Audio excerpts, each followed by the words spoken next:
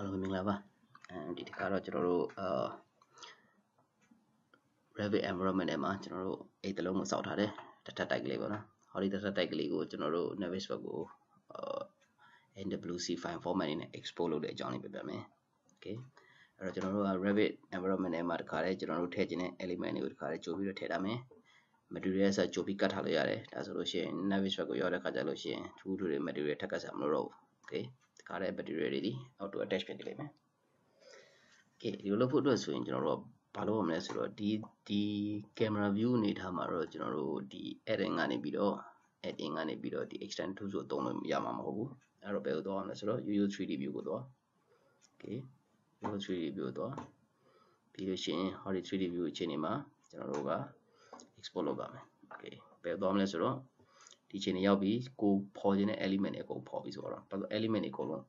ပေါ်နေတဲ့ element တွေပဲပါတော့မှာမလို့ Okay ဒီလိုအမိုးဖြောက်ထားတယ်ဆိုအမိုးပါမဟုတ်ဘူးအထက်က furniture တွေဖြောက်ထားတယ် furniture တွေပါမဟုတ် Okay တော့ဒီအခြေအနေကဘာရှိလဲဆိုတော့ကျွန်တော်တို့အထက်မှာ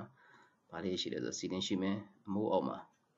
ceiling အောက်မှာကျွန်တော်တို့ရဲ့ဘာလေးတွေရှိလဲဆိုတဲ့အခါကျတော့ furniture လေးတွေရှိတယ် Okay ဒီတော့ရှိတယ်ဒါပါတော့နော် Okay အဲ့တော့ကျွန်တော်တို့ဟောဒီအိတ်ကလေးကို Navis web ကို export လုပ်ကြည့်ကြအောင် Okay ribbon အောက်က add-in အောက်မှာ external tool ရှိတယ်အဲ့ဒီမှာ Autodesk Navis web ရှိတယ် Okay တချို့သောသူတွေဟောဒီ tools available ဖြစ်ချင်မှဖြစ်မယ်တကယ်လို့ available မဖြစ်ဘူးဆိုလို့ရှိရင်တော့ဘာလုပ်ရမလဲဆိုတော့လိုရရင်ကျွန်တော်တို့export NWC utility လာမျိုးရှိတယ်အဲ့ဒီ tools ကိုကျွန်တော်တို့ install လုပ်ဖို့လိုမယ် Okay ဒီ tools ကဘယ်လိုရှိလဲဆိုတော့ Google ကနေရှာကြည့်လို့ရတယ်ကျွန်တော်တို့ဆိုတော့ဘယ်လိုရှာမလဲဆိုတော့ Okay ကျွန်တော်တို့ဒီ Google ကနေပြီးတော့ပဲ NWC export utility ဆိုတာရှိတယ်အဲ့ဒီကနေပြီးတော့ကျွန်တော်တို့သွားပြီးတော့ရှာလို့ရတယ် Okay Navis web နဲ့ပတ်သက်တယ် Navis web export utility ဆိုတာရှိတယ်သွားပြီးတော့ဟောဒီကောင်ကို download လုပ်ပြီးတော့ဆိုတော့ဟောဒီမှာရှိတယ်ဒီ download လုပ်တဲ့နေရာရှိတယ် Okay download လုပ်ပြီးတော့အဲ့ဒီကောင် install လုပ်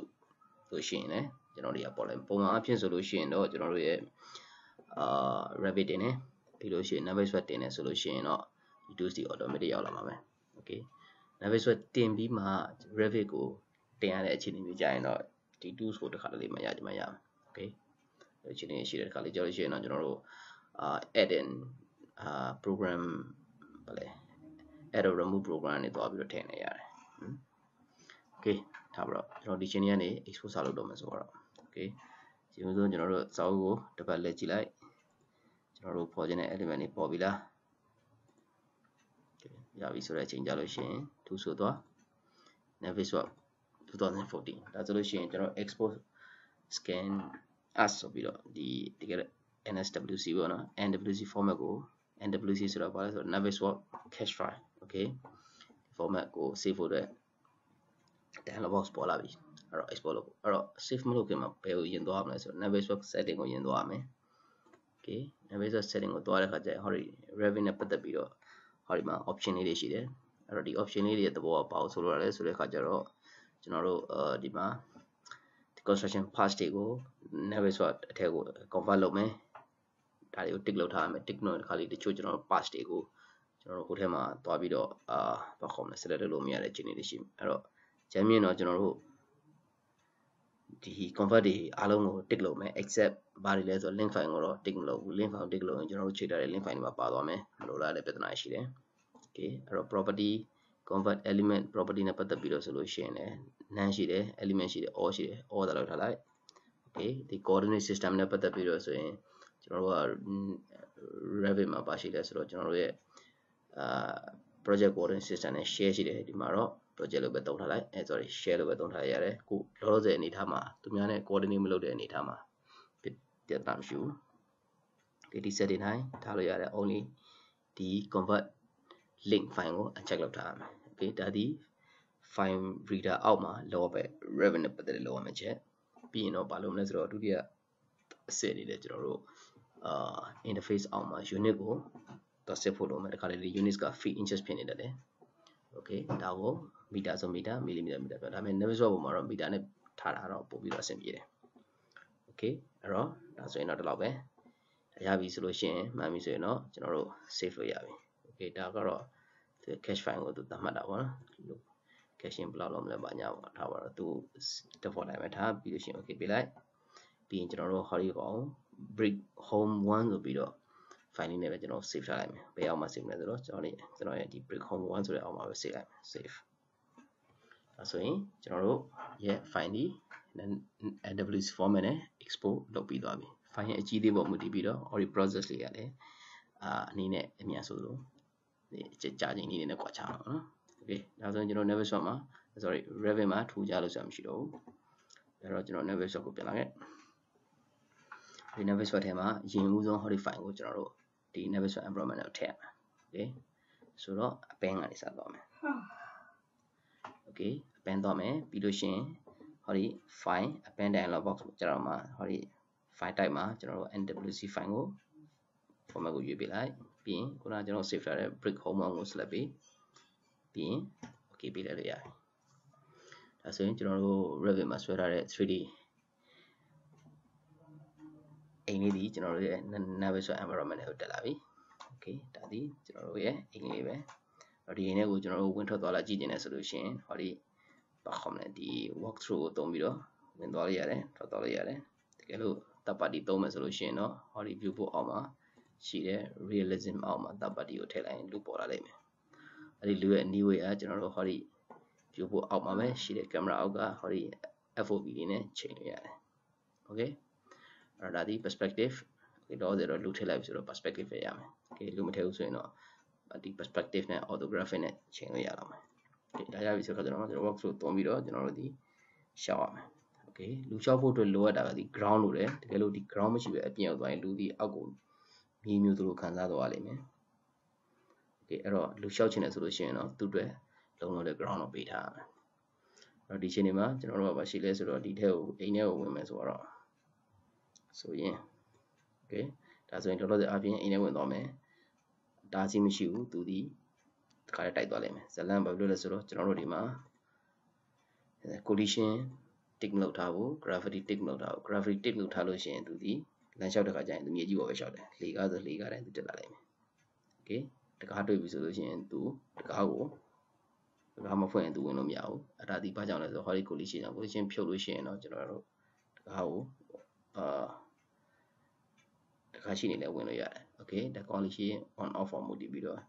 ဒီ effect လေးတွေကိုခံစားရမယ်အိမ်ထဲဝင်လာပြီးရှောက်ကြည့်လို့ရတယ် okay ဒါဒီတော့ရှိတယ်ဒါပါတော့နော် okay ဒါဒီတပ်ပါတီရဲ့သဘောဒါပါတော့ကျွန်တော်တို့လုပ်ချင်တာကဒါမဟုတ်ဘူးကျွန်တော်တို့လုပ်ချင်တာကအဓိကပါလဲဆိုတော့quantification လုပ်ချင်တာအဲ့တော့ quantification ပဲလုပ်လို့ကျွန်တော်တို့ clash ပဲလုပ်လို့ပထမအဦးဆုံးလောက်ကမှာကဘာလဲဆိုတော့ကျွန်တော်တို့ရဲ့ hori object ကြီးကိုအရင်ဦးဆုံးလေ့လာရမယ် okay အဲ့တော့ hori object ကြီးထဲမှာ hori ဝင်လာတဲ့ model ကိုကျွန်တော်လေ့လာဖို့အရင်ဆုံး selection tree ကိုသွားမယ် okay selection trees ကိုသွားရင် selection trees မှာပါရှိလဲဆိုတော့ဒါလေးဒီတိုင်းပဲထားပြီးတော့ clip ပြန်ချလိုက်ရင်ပြန်ပြီးတော့ထည့်ပြောင်းဝင်သွားလိမ့်မယ် okay အဲ့တော့ဒီအမြဲတမ်းပေါ်နေခြင်းတော့ hori auto height ကို check လုပ်ထားလိုက် okay အဲ့တော့ auto height check လုပ်ထားရင်တော့သူပြန်ဝင်မသွားတော့ဘူးเนาะ auto height မုတ်ပြောက်သွားတော့ okay ဒီချိန်တွေမှာပါရှိလဲဆို hori အိမ်ကြီးဒီဘယ်လိုပုံစံနဲ့ဝင်လာလဲဆိုတော့ okay ဒီထဲမှာကျွန်တော်တို့အခြေအနေ3မျိုးနဲ့ကြည့်လို့ရတယ်ပထမအဆုံး standard view နဲ့ကြည့်မယ် standard နဲ့ကြည့်မယ်ဆိုလို့ရှိရင်ဝင်လာတဲ့အဆောက်အဦရဲ့နာမည် NWC file မြင်ရမယ်ပြီးရင်သူ့ရဲ့အောက်မှာ level light ခွဲပြီးမြင်ရမယ်အဲ့တော့ footing light footing အောက်မှာဆိုလို့ရှိရင်သူ့ရဲ့ကျွန်တော်တို့ရဲ့ဘာခေါ်လဲ category light ခွဲပြီးမြင်ရမယ် category အောက်မှာမှကျွန်တော်တို့ရဲ့ system family ဆို system family component family ဆို component family ဒီ family တွေမြင်ရမယ် family အောက်မှာမှ